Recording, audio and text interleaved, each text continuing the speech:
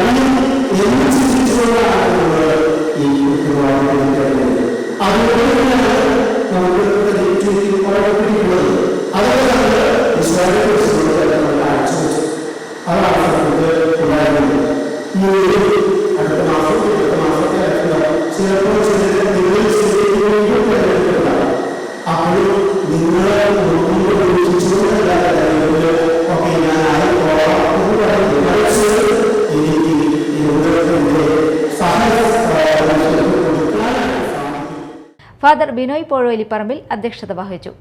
ഇരിങ്ങാലക്കുട രൂപത വികാരി ഫാദർ ജോളി വടക്കൻ മുഖ്യാതിഥിയായിരുന്നു. George Manjali, Joby Maliyakkal, father George Mangalan, father Paul Ambookkan, father John Kavalakkattu, Joby John Chirayath, Susan Paulose എന്നിവർ സംസാരിച്ചു.